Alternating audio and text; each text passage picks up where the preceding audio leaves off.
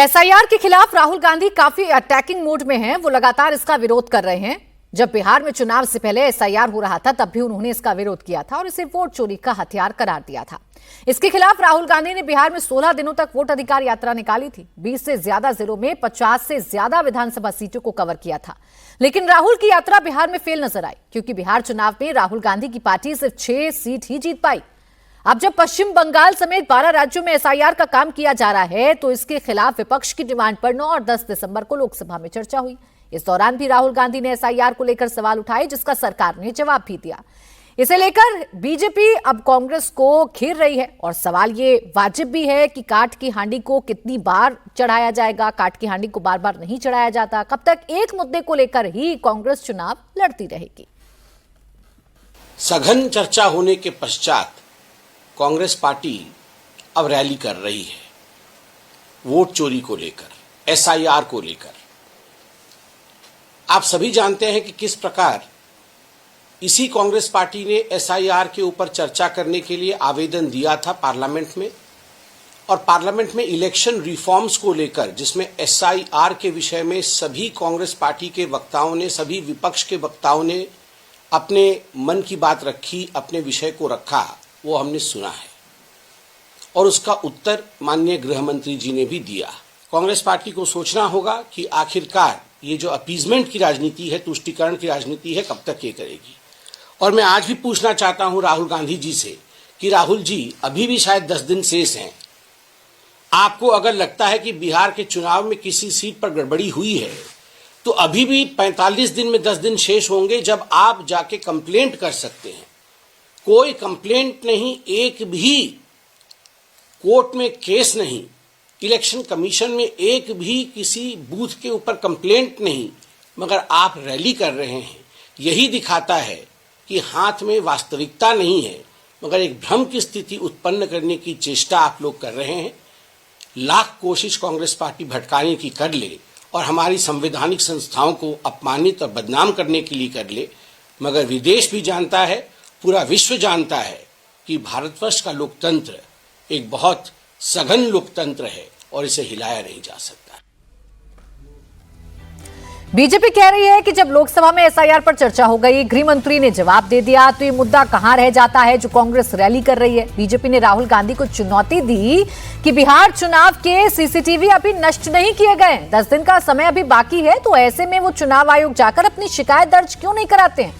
उधर कांग्रेस पार्टी का कहना है कि वोट चोरी को लेकर आज राष्ट्रपति को ज्ञापन सौंपेंगे, जिसमें वोट चोरी के खिलाफ 5.5 करोड़ लोगों का सिग्नेचर है।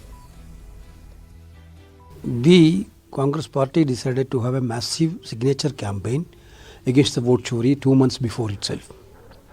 We have collected more than 5 crore signatures from all over India. Our Karyakarta go to the booth, mandal level and approach the common people and give awareness about these vote chori issues. The 5 crore signature has to submit to the President of India. We are seeking an appointment to the President of India. We will hand over to that. But before that, before giving President of India, we are demonstrating national capital, this vote signatures also, and certainly we will highlight the vote chori issues. जो खुद चोरी करते रहा 70 साल तक कांग्रेस ने, vote ही चोरी किया, दूसरा कोई काम किया। चोरों को सारे नजर आते हैं चोर। एसआईआर के खिलाफ सिर्फ कांग्रेस ही हमलावर नहीं, समाजवादी पार्टी के चीफ अखिलेश यादव भी बीजेपी पर अटैकिंग मोड में हैं। अखिलेश ने आरोप लगाया कि जहां भी बीजेपी हारती है वहां वोट कटवा देती है। एसआईआर जब बिहार में शुरू हुई तो सभी पॉलिटिकल पार्टी ने विरोध किया, तो यहाँ तक कि सुप्रीम कोर्ट तक में जाने पड़ा, और सुप्रीम कोर्ट के कुछ निर्देशों के बाद इलेक्शन कमीशन और सरकार ने स्वीकार किया। लेकिन इधर ये जो एसआईआर की एक्सरसाइज है, ये एसआईआर की एक्सरसाइज वोट जोड़ने के लिए होनी चाहिए, वोट काटने के लिए नहीं होनी चाहिए।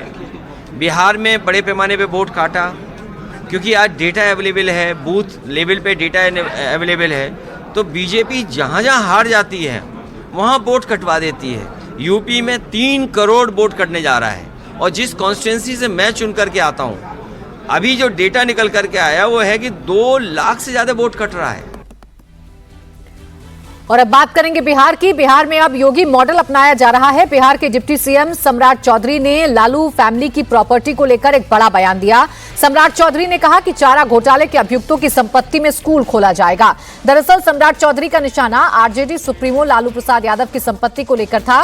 सम्राट चौधरी ने कहा है कि लालू प्रसाद रजिस्टर्ड अपराधी हैं। सम्राट चौधरी ने बहुचर्चित चारा घोटाले का भी जिक्र किया और कहा कि सीबीआई और ईडी लालू की संपत्ति को अटैच कर चुकी है।